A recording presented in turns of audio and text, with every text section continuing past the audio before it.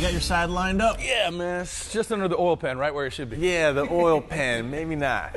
All right, we got our beast, a 2012, a late build in 11, F250 Super Duty. Yeah, man, you can tell he's done a lot of towing, maybe even a little four-wheeling. He's put it through the ringer. Darren, the guy that owns this truck, told us it had a little brake shudder, and you could really feel it when you're driving it. Yeah, now a lot of people think it's just from the rotor getting hot, warping, but not necessarily the case. Modern rotor construction materials are pretty good.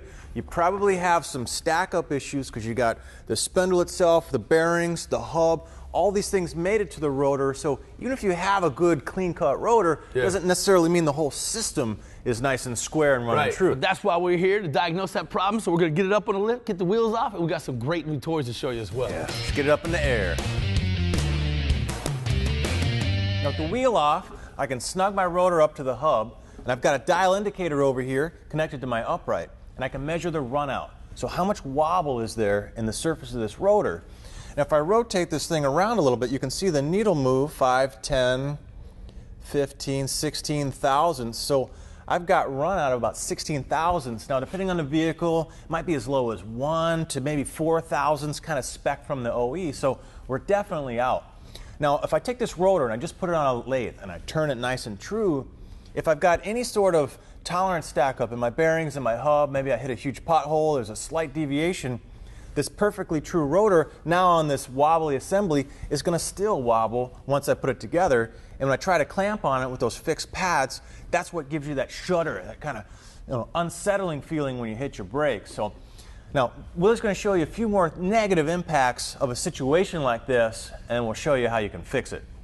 Okay, now what Kev was talking about is a great little demonstration right here. We have two machined rotors, and you can see one, kind of the effect of the stack tolerances. So you can imagine if you have brake pads here and they're trying to squeeze on this guy, you're gonna have premature wear on certain parts of it. You're gonna have what's called brake pad kickback, where it kicks the actual cylinder back into the caliper. And then next time you go to stop, you have to make up all that volume to get the pads clamped back onto the rotor.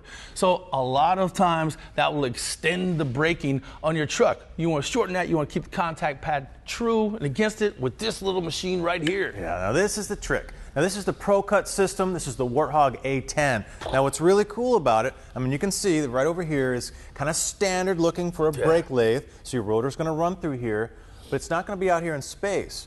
We're actually going to roll this guy right over to the actual wheel, hub, and rotor assembly, and we're going to take an adapter and we're going to bolt these guys together. So this is all one unit. So now we're turning the actual rotor on the assembly and getting that nice true cut. Hey guys, welcome back. Now as you know, we're on our F250. Darren let us have it, and it had a lot of brake shudder, if you will, a lot of that feel in the pedal. So now we're addressing it with our Pro Cut device right here. Kind of cool. Yeah, let me show you how easy it is to set it up. Now we bolted on an adapter. We just ran 4 lug nuts down, hand tight, about 25, 30 foot-pounds. Yep.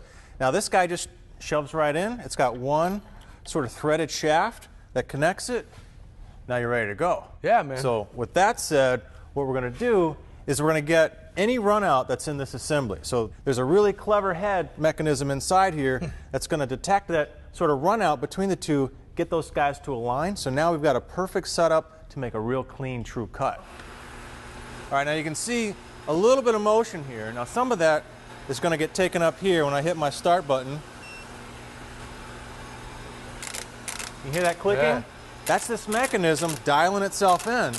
Now the other bit of motion is kind of interesting, is it's doing a little bit of an oscillation so you have a non sort of directional cut, because most of you guys know when you cut a brake rotor, you got this linear cut along the outside surface, and you go back with sort of a Scotch-Brite and a grinder, and you put swirl patterns in here. But with this guy, we can skip all that because of the way it's set up. Now the cool thing with this is it's super adjustable. So I'm going to run it in just a little bit. Make a scratch test. Right? About right there, you think? That's good. Okay. I could dial it in here on the back one. You'll hear it. You hear how it's just cutting the high spot. Yeah. Again. Now we're going to do the front. Here.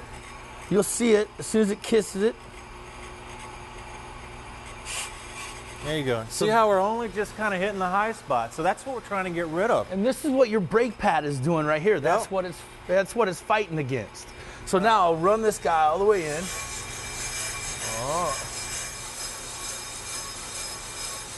And you can see we've got the dial indicator over here just swinging violently.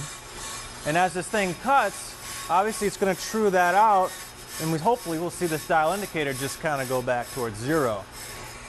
Then tighten this guy down, and then comes with the silencer, right, and the shield. Just going to drop this guy right in here, right in there, and then push that in. We're good to go. Nice. So this is going to make its cut, and what's cool is I've got to stop here. So what I can do is set that so when I've done my full travel, the machine will automatically shut down. So I don't have to sit here and waste time. I can go to the other side, I can get more work done, I can get it prepped.